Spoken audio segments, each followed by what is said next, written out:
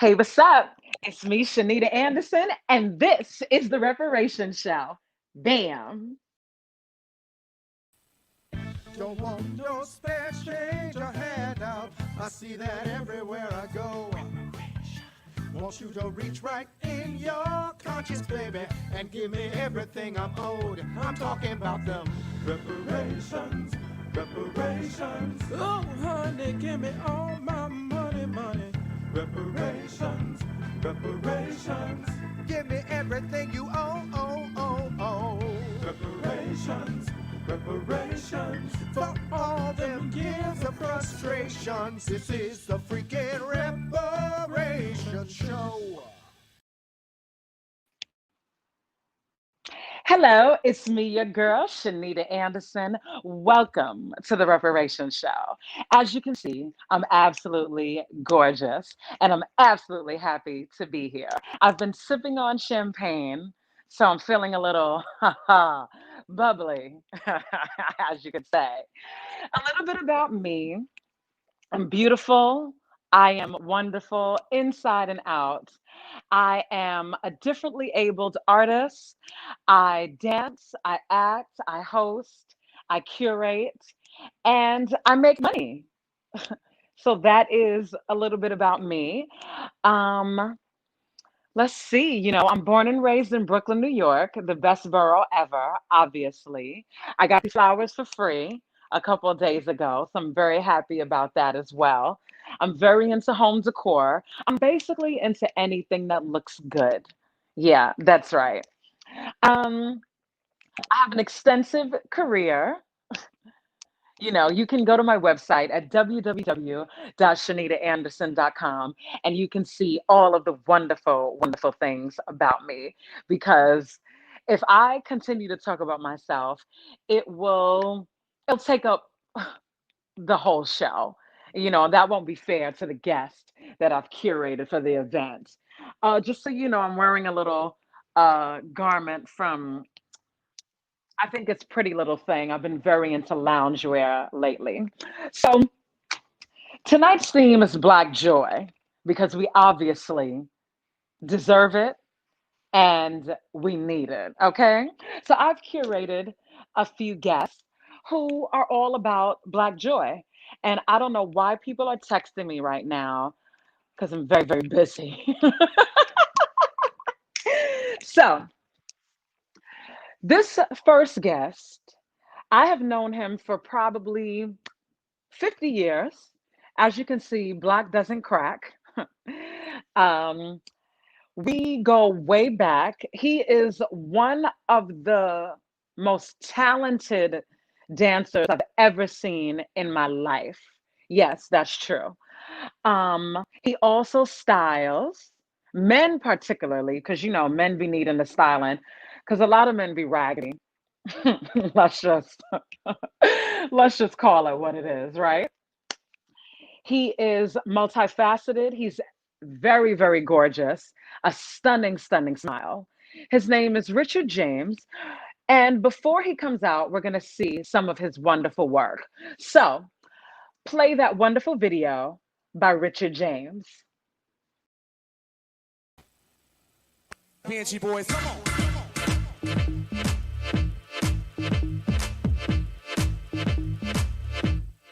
Pinchy boys, come on.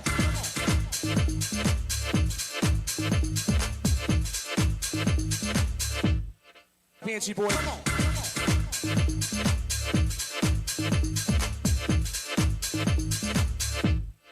Pinchy boys in town.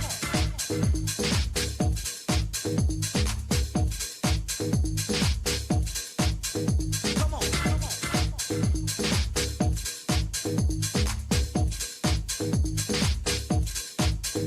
Come on, come on.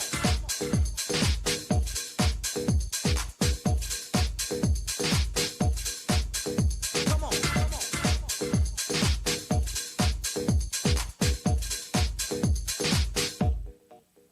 Come on.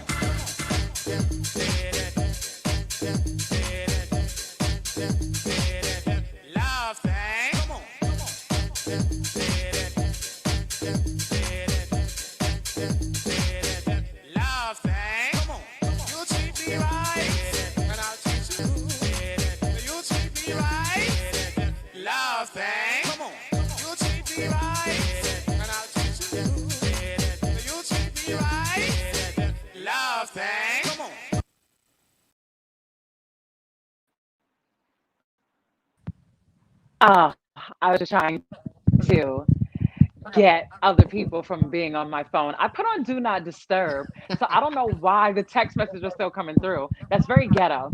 Anyway, everybody, make some noise for my friend of 50 years, Richard James. Woo, woo, woo, woo, woo, Woo woo, woo, woo, woo! woo, woo, woo, woo, woo. So, Richard James, What's up, Shernita? What's up, girl? thank you so much for being here. You look absolutely gorgeous. Did you get Thank super you. fresh for me? You know, the occasion calls for it. So, I had to put on a little all black. I had to make sure the skin was shining, the light was right, and the time was right. So, we here. We're here and we're so severe. Um, I really enjoyed your video as always. I Thank you. mean, Thank you. I'm fortunate enough to be able to see this in person quite often when there's not a pandemic, you know. So, Richard James, tell us a little bit about yourself to start. So, my name is Rich James, Richard James, whatever you want to call me. Also known as Rich LaBeija, the All American Runway Ruler from the New York City Oh, chapter. um, I was born in Panama, raised in Flatbush, Brooklyn. But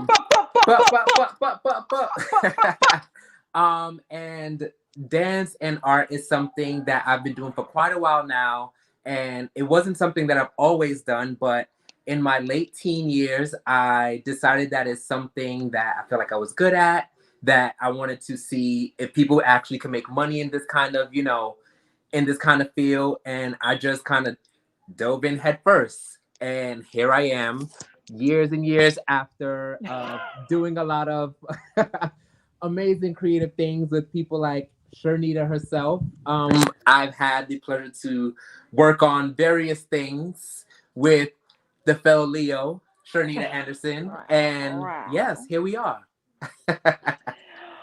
Awesome. Okay. So tonight's theme is Black Joy.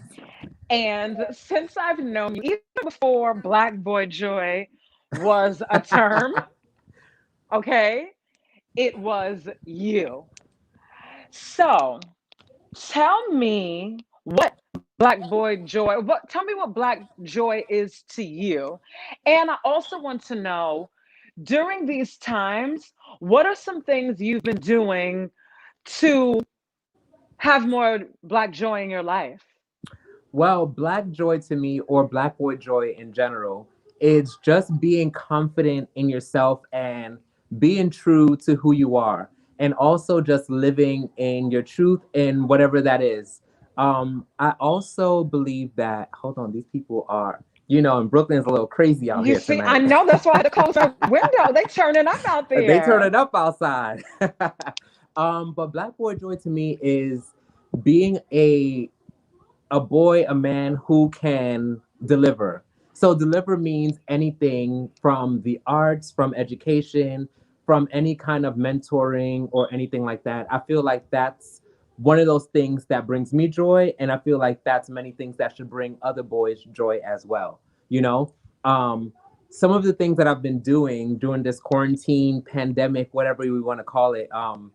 I've been it's been a roller coaster. It's been days of uh working, not working, being slight being slightly depressed, changing my career path, thinking about is the art something I really want to get into, or continue doing, because obviously right now, for us is very rough. So it was something that gave me a little time to sit down and think about what what exactly I was good at, or what I was able to do with all the different things that I know how to do that I have in my arsenal. Um, but I've also, hold on, they're like, can you hear that? Well, I'm differently abled, so I don't hear what Oh, okay, everybody perfect, else be perfect. hearing. Okay. So, but I don't know if the people in the crowd or if the people They're going around crazy is outside. hearing. But yeah, I've been as you said earlier, I dove into doing menswear styling. And I'm also creating this book called The Alternative Black Man, the coffee table book, that Yes, a coffee table book that is going to show my styling. Is going to show the men in between, for in my opinion, the alternative black man that is not often represented, the creatives. So usually, like in the media and all that stuff, you see the gangsters, the hood. You see like the very wealthy guys who made it all the way to where they need to go, but the artists, the creatives are never represented. So I wanted to do a book that showed, this Black boy joy, as you say, represented on paper from actors, dancers, poets, all these different kind of things. So that's something that I've been working on during quarantine, and it's actually been going really, really, really well. So I'm excited to share that probably by the beginning of 2021. So let's see what happens. Well, I guess you told us, didn't you? What inspired you to get into styling men specifically? you Because want I the know real they be an- raggedy out here, but I you want didn't the know what real to. answer or the no styling. So for me, I'm one of those people that believe that your personal style really shows a part of your character and who you are, because clothing is one of the only things that we can use to show who we are without even speaking, you know. Hmm. So once we don't have any clothes, everyone is pretty much the same, but once we put these different looks, these different ideas and stuff, you can kind of get a feel of what people are into, what they enjoy, what makes them feel different, or what makes them stand out. So, yes, menswear, particularly for me, I decided to style only menswear at the moment because I do feel like men are they're very scared to experiment with what they think looks good on them, or like different types of fits or different cuts. And for me specifically, black and brown men, we wouldn't really wear like a little mock neck turtleneck very slim fit, because it's something that they always told us like, maybe that's not for you, or Mm. so for me, I want to show guys that you can still look good, still be yourself, and have many different styles if you want and feel comfortable. So that's how I Hmm. got into it. Well then, so whether I mean we're still in the pandemic, whether Mhm. people are trying to act like it's over or not. What are some things you plan on doing to continue the joy in your life and the lives of others? Well, for me, I always keep close contact with a lot of different people. So not just my close friends. I often check in on a lot of people that I encounter within the industry, within the dance industry or the arts, family, friends. I kind of like check. For me, it gives me joy to check in with people to see how they're genuinely doing. So always just like checking in with people, seeing where they are, seeing where maybe I can help them if I can. Because it's not really my job to always help, but if I can, I'm gonna help. Um, but yes, just like actively listening and being present is something that I feel like has helped me so much during the pandemic, and you know, as we move past, if we can, um, just being present and always being able to just talk to people and hear what they have to say, because everybody wants to be seen, everybody wants to be heard. So I feel like that's something that gives me purpose and joy throughout this pandemic and after. All right. And today, on a hmm scale of, I guess I could say on a scale of 1 to 10, how joyous are you feeling? Actually, it's given a 10. It's given a 10 Ah, across the board. tens, It's given a tens. 10 across the board because um today I was able to I write down like my goals, like my short-term goals, long-term goals. Today I was able to check off that list, fully feel completed, and this is one of the things on my list. I'm like, okay, I'm going to do this show. I'm going to talk to my friends. I'm going to, spread love. And this is one thing that I feel like really actually has helped me throughout the pandemic, also like the virtual world, because we're able to connect with so many different people without actually having to be in the same room. And I've made a lot of great connections. And today was one of those days, you know, the direct deposit hit, you know, the bills are paid. So, baby. Woo! I hear that. Now you can So it pay was me a the 10. money you owe me. I got your dollar. Don't worry, girl. Don't worry. All right, Rich, can you give us give us like your Instagram handle, give us the information on how we can find you. Sure. You guys can follow me at rich number 9 on Instagram or on Facebook, Rich James, but no one really checks Facebook. So you can find me on Instagram. um, you can also look at various music videos, all those kind of things, commercials. Woo! But yes, follow me, chat with me, DM me, no crazy stuff, because you know you will get blocked. But yes, follow me. Let's talk, let's connect, let's create. Thank you so much for having me, guys. It's been amazing. Thanks for allowing me to share my talent, my joy, my love. Thank you. Thank you, Rich 9. We love you. And I can't wait to see you in person. Yes, that's right. That was Rich 9. Thank you, Richard James, or Richie, as we so affectionately call him. So, up next, I think we have Kevin, right? Kevin Free, where you at? I think he's going to show us a video first, right?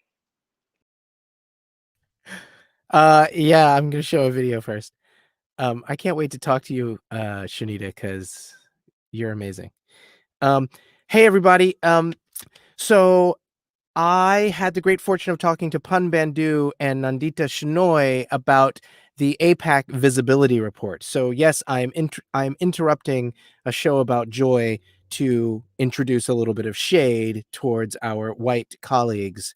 APAC released their visibility report this week, and it basically said we learned things like Roundabout Theater spent, for every $1 they spent on colored performers, they spent $6 on white performers. You will see when you watch the video that it was filmed before the visibility report came out. So just know that the report is out now and you can go see it at apacnyc.org,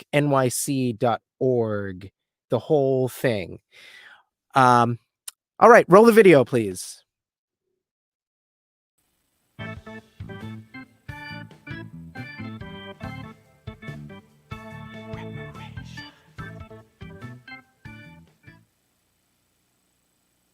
Hi, I'm Nandita Shenoy. I'm an actor and a playwright, and I'm a member of the steering committee of the Asian American Performers Action Coalition. I'm Pun Bandhu. I'm also an actor. I'm also a producer, and I'm also on the member of the steering committee of the Asian American Performers Action Coalition. Thank you so much for coming on the Reparations show tonight. I appreciate you so much. So the Asian Actors Performing Arts Coalition. What else do you Almost. What is it? Tell me. Sorry. Nandita, ready? 1, 2, 3. Asian American performers. What is happening right now? We are actors, aren't we? Okay. Well, take two. Take 2. The Asian American Performers Action Coalition. Coalition. Wow. And what do we call it for short if you're like me and can't remember all of the words? APAC. Yes. Great. So I know Pun and I know Nandita, and I love them both. We have worked together in several capacities over the past 15 or 20 years, right? Yeah. And I was super excited to find or to hear that you won an Obie this year. Aw, Yeah. What was that like? it was surreal. Yeah. Did you go Yeah, to it the was Did really you go to the surreal. ceremony? We were part of, well, I mean, Oh, it was you know, sorry. whatever. Pandemic. Whatever those ceremonies are like now. I mean, we recorded an acceptance speech. It was really nice to, to get to be honored in this way, especially at this time when everything was shut down. It was very strange to suddenly be like, "You won an Obie," um, but it was a great honor. Yeah, we recorded two videos actually. The first video for our acceptance speech, we were like, "Woohoo! Thank you so much. We're so excited." It just felt like we needed to record one that was a little more respectful at the time, and so we recorded one, and we also talked about how, our stats have been a chronicle of how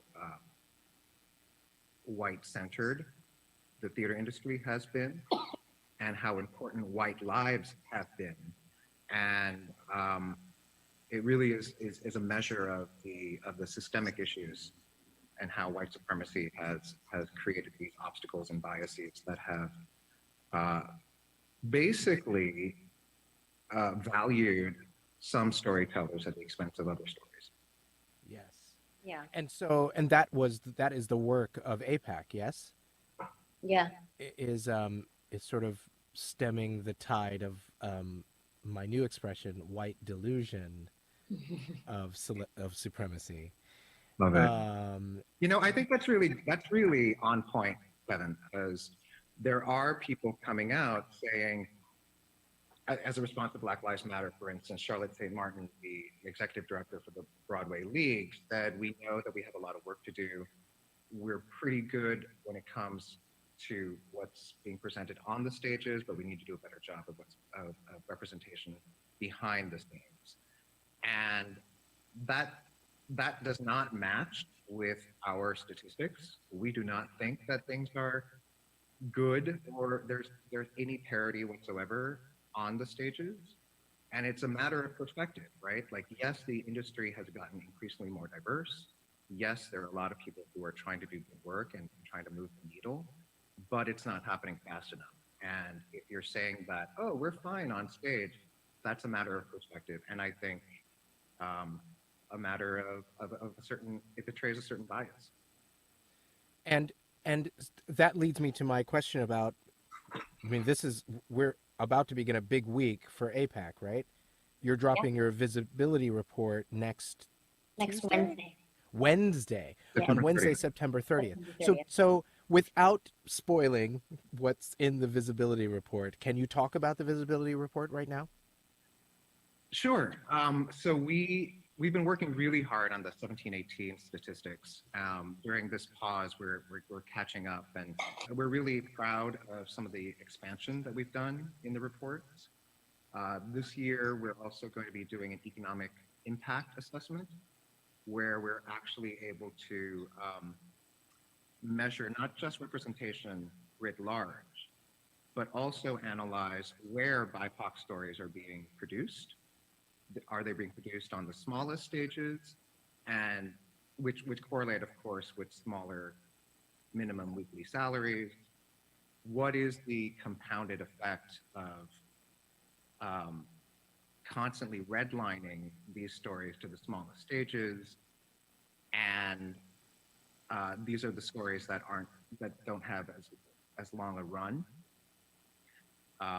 When you look at a company like the Roundabout Theater, which is actually the largest theater company in New York City with 3 Broadway spaces, in the 1718 season, the only story that they produced written by a BIPOC writer was in their smallest stage.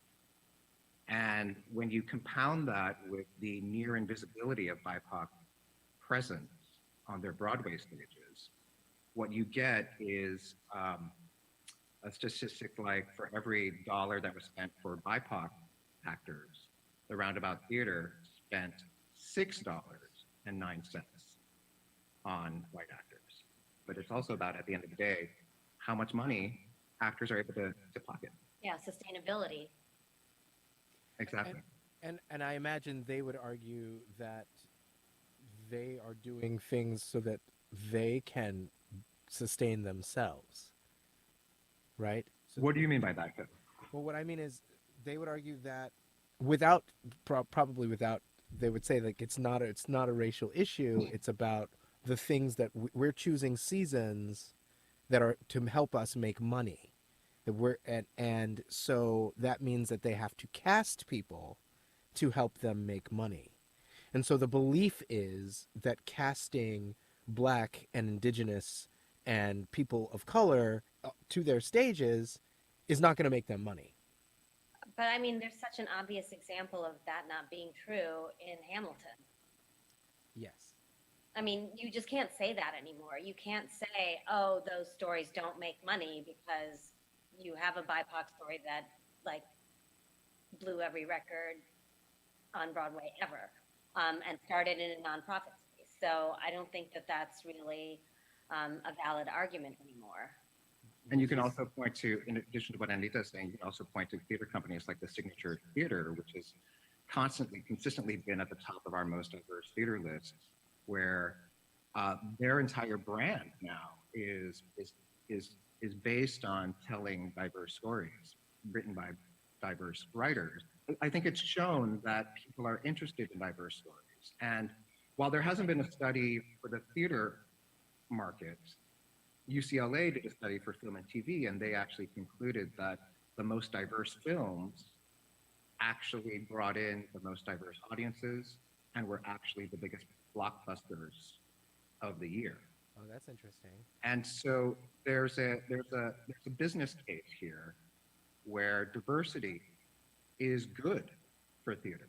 I auditioned for a production of Godspell in North Carolina, and the producer told me that they didn't want to cast me to play Jesus because they didn't want it to be a racial issue. They wanted it to be just about Jesus. And I said, and I'm still surprised now that this was a thing that I said in like 1990, 91 or whatever it was. Um, but casting a white person as Jesus is not a racial issue. And so It's universal. Or White is a universal it's solvent. neutral. And the jarring stats really occur when you talk about writers and directors. For instance, writers, whether you're talking about the Broadway space or the not-for-profit space, they're remarkably consistent, actually. Across the board, they're about 80% white. Mm. 80% of shows were written by white writers, which betrays an obvious bias. You know, there were almost four times as likely to be produced than BIPOC writers. Right. And then when you look at directors, it's even worse, actually. When you talk about like who gets to shape these stories, across the entire industry, directors were about 85.5% white. In the nonprofits, it was about 85%. And on Broadway, white directors were almost 94% white.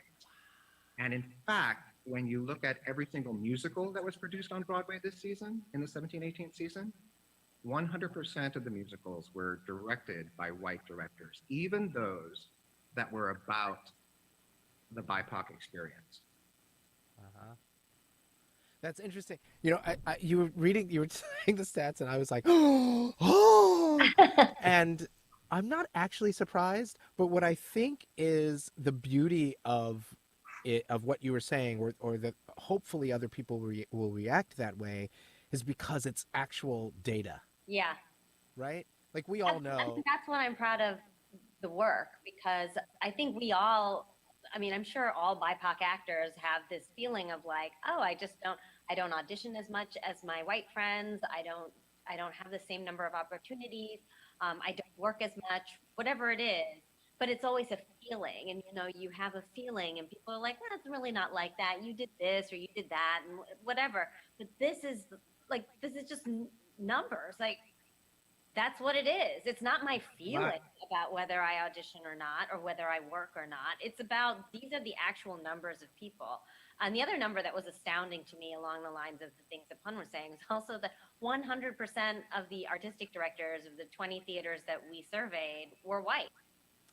That's right. Well, 18 theaters, but there were some theaters that had multiple artistic directors, like LCT3 has a separate artistic director, et cetera. But within those numbers, yes, absolutely, the stats don't lie.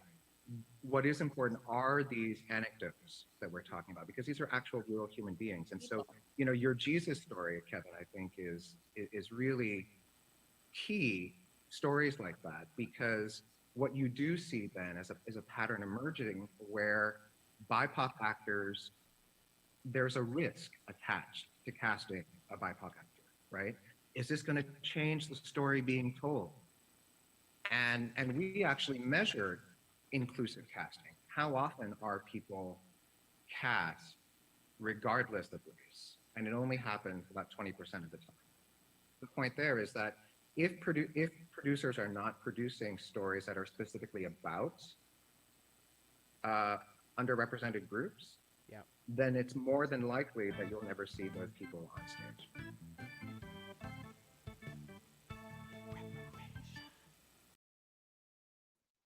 And we're back. Um, that was an amazing conversation. And the visibility report, again, is out right now at apacnyc.org. After I did that interview with them, Nandita called me and we were talking about her example of Hamilton as a show that is full of Black, Indigenous, and other people of color, and how it made money. And she called, we were talking, she said, the issue is that white stories flop all the time. People give money to stories that are full of white people all the time, and they flop. And those writers and directors and performers all get second chances. But if it is a story that is written by a Black person or an Indigenous person or another person of color, it has to be Hamilton in order to succeed. That if it is somehow a failure, then we don't get another chance. And so I wanted to say that out loud. And now I want to call Shernita back in the room. Shernita. Oh! Hello, it's me. Oh yes, vibrato. Come on, girl. That's all I've got, and my key is E flat. At least you know your key, honey. At least you know it. Who I Listen, am. I'm going to get out of here so that you can get your next guest in here, but I just want to tell you that I love you. Oh, Kevin, I love I love you. you too so I much. give you so much shit, and I love it. you take I mean you take it because you're from the BK. The BK. I don't know how y'all say it over there. I live in Queens. So um, uh, you make me so happy. I love you so much, and I'm so happy that you are hosting the show tonight. Thank you so much for doing this for us. It The is pleasure is all mine. I'm so honored. Oh, darling, the pleasure is all mine because you're so beautiful and you let us know that at the beginning of the show. I did because everyone, they can see it, but they need to hear it as well. Yeah, well, I actually couldn't see it. I never saw it before. So Oh, now stop. now I see it. So I'm glad you told me. All right, Morgan, take me out of here. Let's continue this joyous show. Alrighty. So, up next, we have a performance from my dear friend who gets on my nerves, okay? There's no one who annoys me more than this next guest who I love so dearly. You are about to see a performance from Olatayo Padau. I ain't never been in love before, but you changed it, you changed me. Never believed in luck before, but you changed it, rearranged me. I'll never be the same, never love again the way I love you. I got baby, can't stop it. So you know we've got to part. You should know you'll always have my heart. 'Cause I will wait, anticipating the time that we can rise in love again.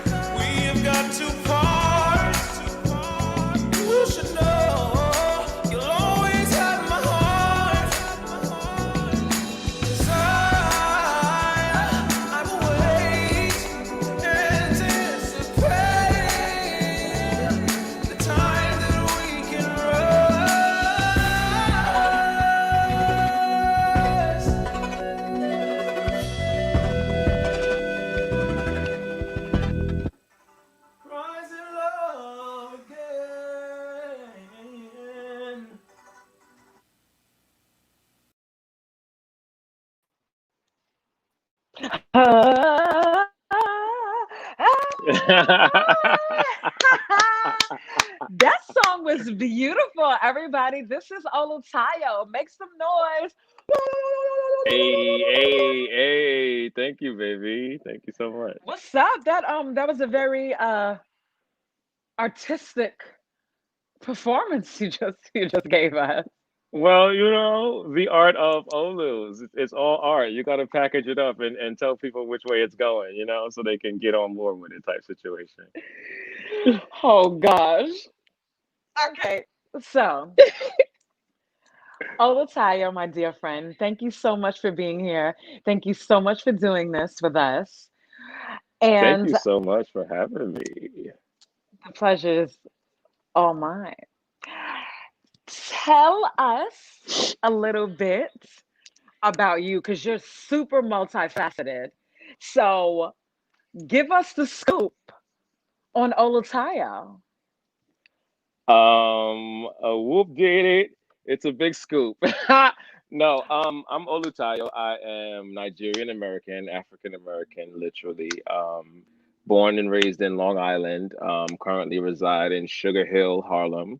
Um, yeah, I sing a little bit, I dance a little bit, I choreograph a little bit, I act a little bit, I live a lot, and I'm just trying to be, and all that it is. I'm just trying to be. Yeah, yeah. Okay. I must say, I am very into your home decor and style for tonight's show. I'm very into it. Why? Thank Why? you so Thank you much. from the Leo Queen herself. That means a lot coming from you. Thank you so much for being into what I have to give and to live, if you will. Ah. I love it. So, you have always been very joyous as long as I've known you. Harassing and joyous. That sounds about right. So, Yeah. I would like to know, has your joy been intentional or is it something that kind of just happens organically? Or a mix of both? Or you tell me. That's funny you asked that question in that way. I'll say it's a mixture of both. Get out of here with these Donald Trump texts. When I have time for it. I would say it's a mixture of both.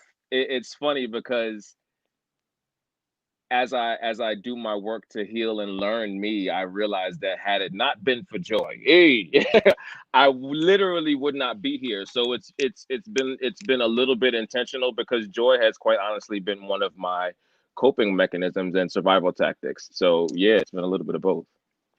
Okay. And in your opinion, how can our people add more joy to their lives? It's funny because this answer, I think, would be the answer to a lot of questions that could be posed.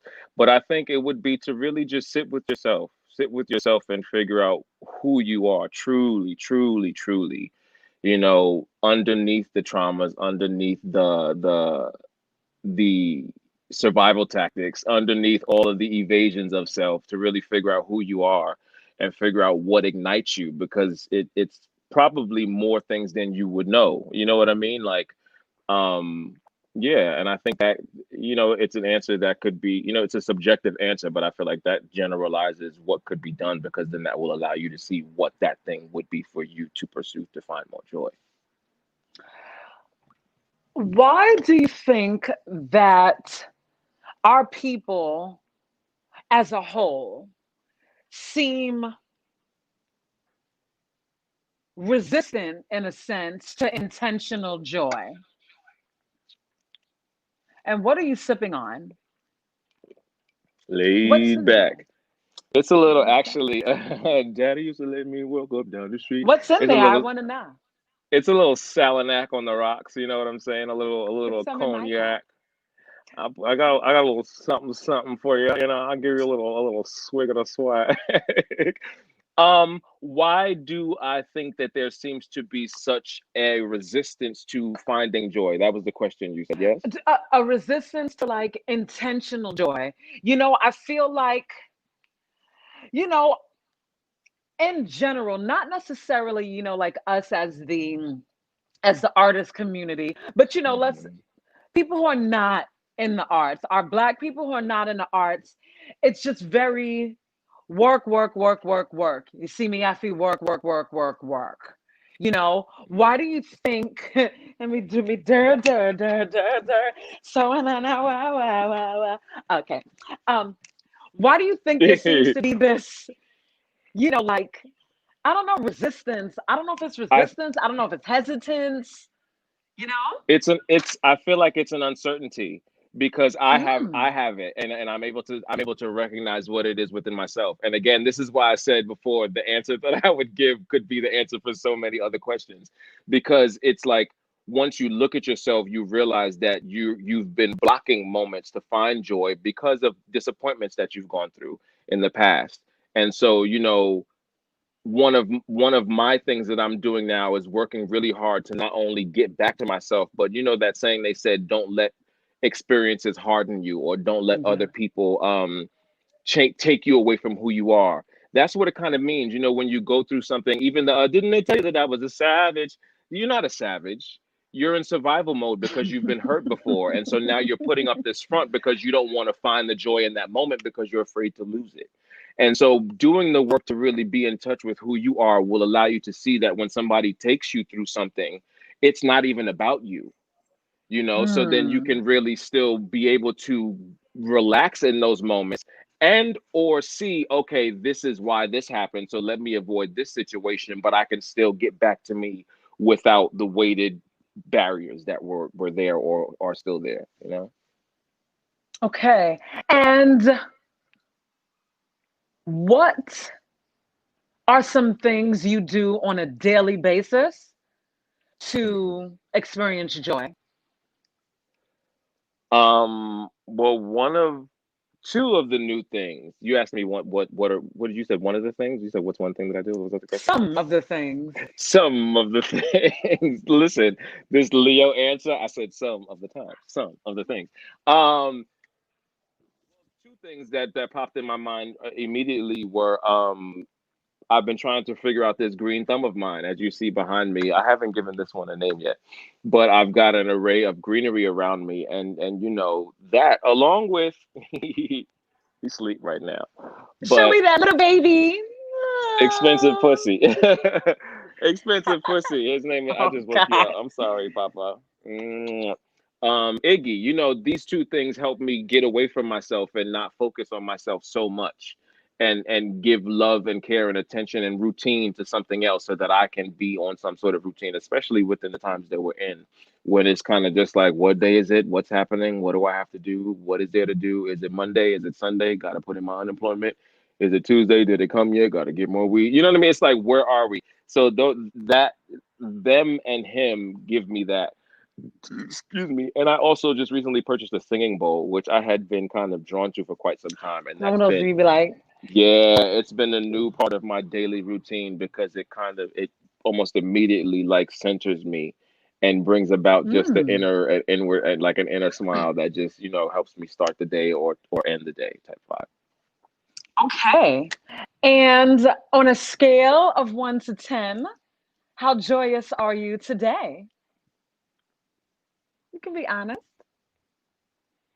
It ebbs and flows. I'd say today I kind of started at a 6. Now I'd say I'm at like a 9-ish. You know what I'm saying? I'm about to step out in a Okay. little bit and maybe hang with a friend. So then I might hit that 10 before the evening ends. You know what I'm All righty. Well, thank you saying? so much, Olatayo. Please tell everyone how they can find you, how they can contact you, and all of that good stuff. Thank you for having me, my beautiful friend. It was such a pleasure to talk with you and share with you in this way. We know each other in a lot of capacities, and I think this is the first time we've done this, and I enjoyed it. So thank you. But y'all can reach me to get more of this at the art of Olu, TheArtof. OLU on everything. YouTube, Twitter, Instagram, Facebook. I was gonna say Tumblr, but those days are over. But yeah, The Art of Olu on everything. On SoundCloud is Olutayo, where you can find that song. We're in the process of doing more and expanding more and being more. But as for now, the song that you heard, you can find in its entirety on my SoundCloud at Olutayo, Olutayo. But even that, the link is in my Instagram. So everything is at The Art of Olu. Done and done. Olu, thank you so much. It's been Thank an you so much, absolute Shanita. pleasure. I love you so much. I love you back. Toodaloo. Mm. All right. Well, I guess that's it. Does Kevin want to say anything to me before I take us out? Okay. I guess Uh, that's a I'm yes. here. I'm here. I'm here. I'm here. This is what I want to say. I have received a few text messages about your beauty and about the genius of your guests, and I just need to share that with you. Just this is a brilliant show. I just love you so much. Thank you for bringing Olatayu and Richard James to us at the Reparations show, and I hope that our future hosts, are watching this show so that they know this is how you bring the heat. I like to keep I it don't really hot, talk like that. baby. So. Sizzle, sizzle. Ah, yes. Well, can you dance for us? Can you do a little twirl? I just want to see. No, this is all you guys get. I Okay, have a little setup now. That's it. I know. But they Listen, can, if you type my name in on the internet, everything you need to know about me will pop up. You can go to my website, ShanitaAnderson.com. You can it's go to right my there on the screen now. YouTube, all that stuff, and you can see all that I The do. genius. I'm going to tell a little story about you real quick, and then we'll go because Okay. when you and I met, so Shernita and I met doing Superfly the musical. Workshop, Yes. Well, no, they were developmental lab, labs. I think you lab. did the workshop. They fired me before we got to the workshop. That is neither here nor there, except I think I was fired for not being fat enough, I which remember. I remember because the that's guy after you was plus size and large. No, yes. really, he's like a big guy. He went on to play something. He was like the understudy of the genie in Aladdin, the Oh, good for trucker. him. Oh, that's good. Yeah. I went on to be your friend. I hope he can match that. Um, so uh, Shernita and I we played boyfriend and girlfriend in this show, and we danced, and I made her calves burn. But that's not the story. The story is you said you were talking one time about how she said, I can do anything. I can dance any kind of dance, and I just want to be known for doing all the dances.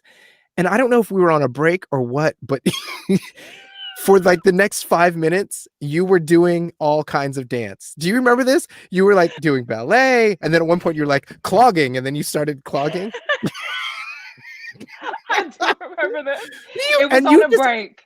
I It was had on a never seen break. anything like it. For 5 minutes, you did different kinds of dance, African, and then you were like, I just have never in my life met anyone like you. You are one of a kind. I mean, everybody's one of a kind, but you are truly one of a kind. And I regularly share your Instagram videos with my friends and family because I just think you're so funny and obviously so pretty. I mean, I didn't think you were pretty till tonight again, but now I know that you are, and I'm gonna share it because you're pretty, you know. That's all. Thank you for being here. Thank you for being a genius. And maybe you should have your own show. Thank you. I received that. And maybe, in fact, as we discussed or were about to discuss before, maybe you Yes. can be my producer.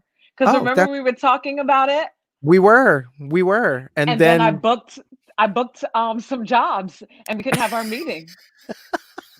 I remember I I booked the Get Down. I remember I was like, hey, they just called me to shoot another scene in the Get Down, so we can't yes, have our honey. our lunch. No, well, and that was okay because I was probably booked. I probably canceled something just to be with you. because I will cancel things to be with you. I am honored. Yeah, well, listen, I just want to be clear that everyone knows that I've said a lot of nice things about Shernita tonight, and she's not said one nice thing about me. And it doesn't hurt me at all. And not at all, I'm not hurt at all. I actually love you. Morgan, take me out before I cry. Bye, Shernita. I love you. Close the show. Guys, Kevin is one of the funniest and sweetest, I guess, scene partners or cast members that I've ever, ever worked with. And I am so thankful that all these years later, we still have this wonderful relationship. How about that, Kevin? Was that good enough? Yeah, okay. All right. So, as y'all know, I'm Shanita Anderson. I'm going to go down this list of names they gave me to thank. If I mess anything up, please forgive me and blame it on Kevin. So we want to thank Joey and Morgan and Rich and Olatayo and Arez and Nyla and Kevin and Shanita. Thank you guys so much for being here. Well, I'm not back next week unless, y'all request and pay me. Um, but y'all can request and pay me to be back. Yeah. Um, this is the Reparations Show. We hope you all are doing wonderful. Thank you all for joining us. Stay beautiful. If you're Black, stay Black. If you're not Black, stay who you are, but support Black people. Okay? All right. Toodaloo. Thanks for having me. Bye bye.